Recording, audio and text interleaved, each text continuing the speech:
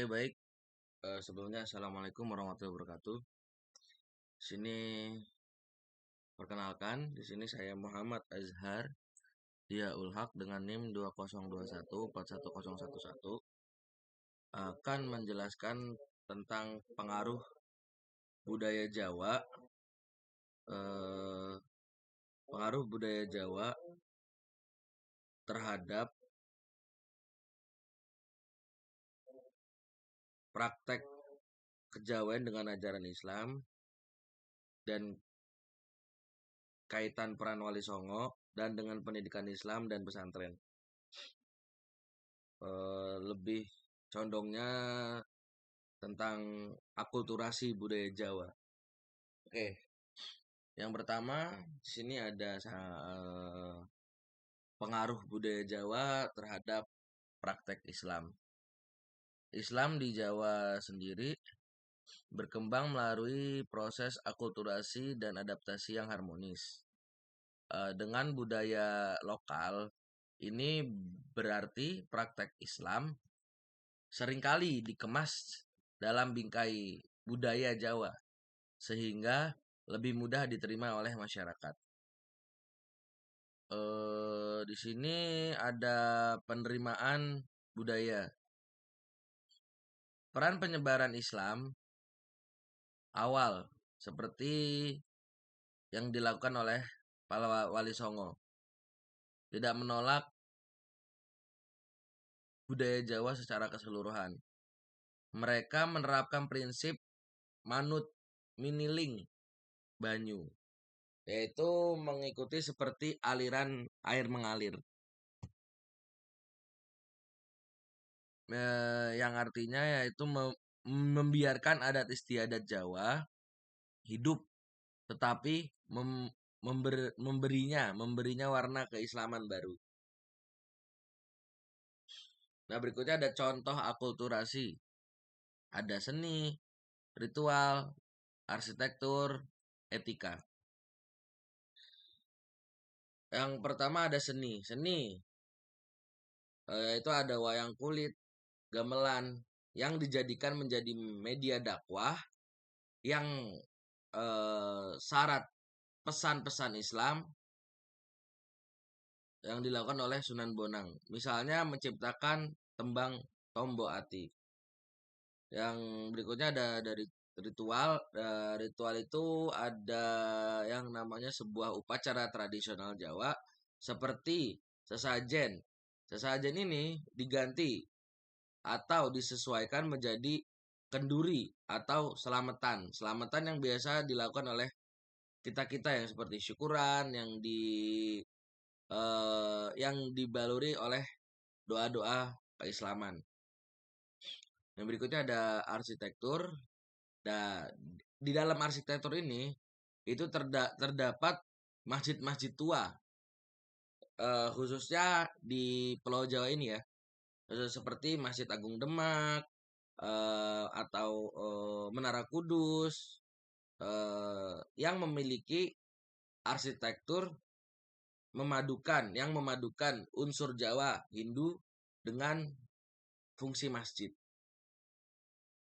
Nah, berikutnya ada contoh dari etika, yaitu corak budaya Jawa seperti sungkem.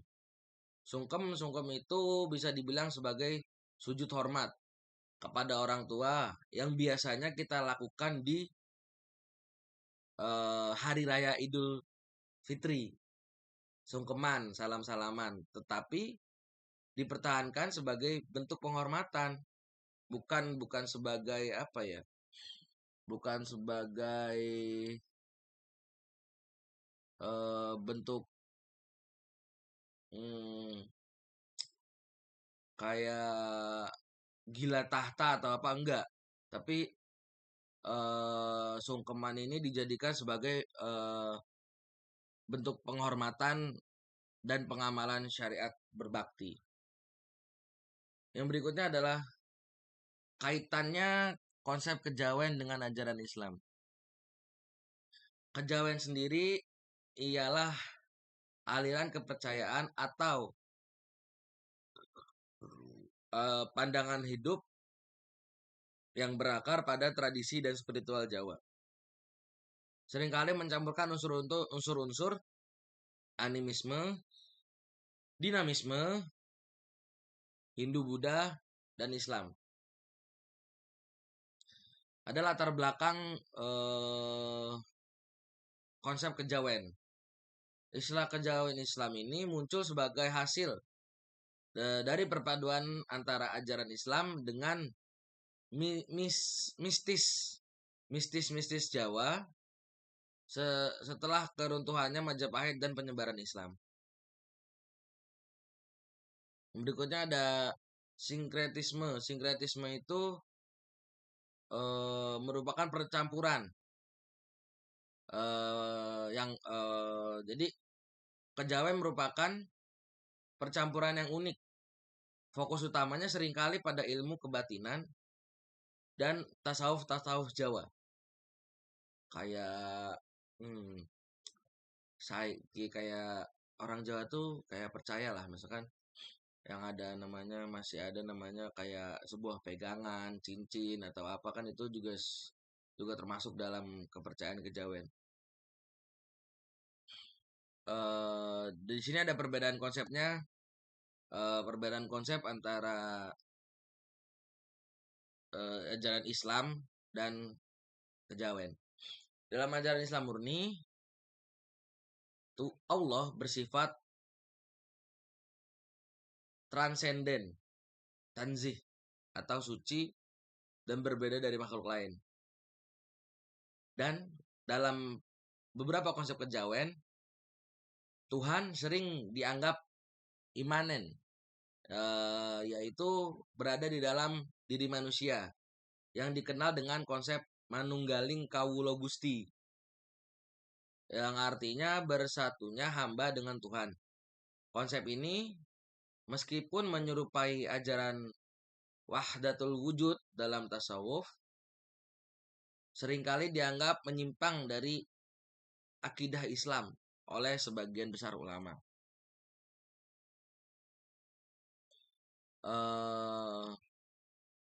Kejawen pun menerapkan toleransi, yaitu meskipun ada perbedaan mendasar, banyak penganut kejawen yang tetap menjalankan rukun Islam, yaitu sholat, puasa, dan sebagainya, dan memandang kejawen sebagai jalan spiritual, ma'rifat pribadi yang melengkapi syariat.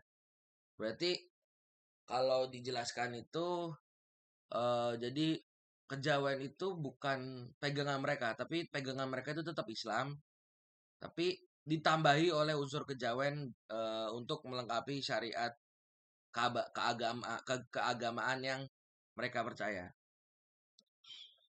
Dan di sini adanya dengan kaitan peran Wali Songo. Wali Songo itu mungkin teman-teman tahu ya, artinya Wali Songo itu adalah 9 wali. 9 wali itu adalah tokoh kunci yang berperan sebagai arsitek utama akulturasi Islam dalam budaya Jawa. Strategi dakwah, mereka menggunakan pendekatan yang inklusif, sopan, dan non-konfrontatif. Mereka tidak menghancurkan tradisi lama, melainkan memberinya nafas baru Islam. Jadi mereka itu tidak menghilangkan tradisi lama, tapi mereka itu menambahkan contoh kayak ya kayak yang tadi saya jelaskan di awal ya, kayak ada yang namanya syukuran, ada yang namanya marhabaan, banyak dan lain sebagainya.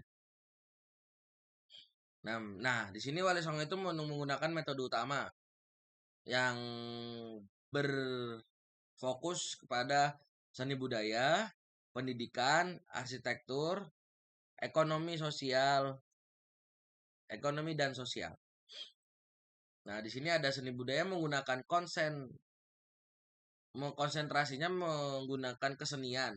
Nah, seperti wayang kulit yang disebarkan oleh Sunan Bonang, Sunan Kalijaga, Dan berikutnya ada tembang yang digunakan oleh Sunan Bonang sebagai sarana dakwah beliau.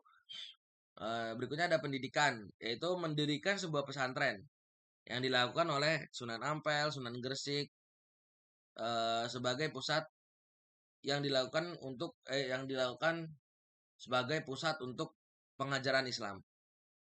Yang berikutnya ada arsitektur, membangun masjid dengan gaya lokal, ya, seperti yang dilakukan oleh Sunan Kudus dan Sunan Gunung Jati. Dan berikutnya ada ekonomi dan sosial. Di sini Wali Songo itu mengajarkan keterampilan hidup seperti pertanian dan kerajinan yang dilakukan oleh Sunan Gresik, Sunan Derajat, dan Sunan Kudus. Eh, Hubungan dengan kejawen, Wali Songo memasukkan unsur-unsur tradisi dan budaya lokal yang kelak menjadi bagian dari kejawen untuk mempermudah penerimaan Islam, tetapi mereka tetap berupaya meluruskan aspek-aspek yang bertentangan dengan tauhid. Yang berikutnya ada kaitannya dengan pendidikan di pesantren. Pesantren itu adalah lembaga pendidikan Islam tradisional yang didirikan oleh para ulama. Banyak diantaranya merupakan penerus metode dakwah Wali Songo. Pusat pendidikan pesantren berfungsi sebagai pusat pengajaran ilmu-ilmu agama yang seperti tafakuh fi al-din, khususnya kitab-kitab Islam klasik, serta tempat mendidik kadar ulama dan penyebar dakwah. Berikutnya ada pengembangan dakwah. Sejak didirikannya oleh Wali Songo, pesantren menjadi basis utama untuk menyebarkan ajaran Islam secara mendalam dan terorganisir. Pesantren pun digunakan untuk sebuah pembentukan karakter. Selain aspek kognitif, pesantren juga menekankan pendidikan moral, akhlak, dan spiritual tasawuf yang membentuk kepribadian yang saleh dan berguna bagi masyarakat. Ada penangkalan sinkretisme. Nah, di pesantren yang umumnya berpegangan pada Islam Ahlus Sunnah wal Jamaah secara historis berperan dalam memperkuat aspek syariat dan akidah Islam di Jawa. Seringkali menjadi pembeda dari praktek-praktek kejawen yang dianggap terlalu jauh dari syariat Islam santri berbanding dengan Islam abangan atau kejawen. Nah, itu sekedar penjelasan dari saya. Kurang lebihnya, apabila ada kesalahan, kurang lebihnya mohon maaf. Saya akhiri. Assalamualaikum warahmatullahi wabarakatuh.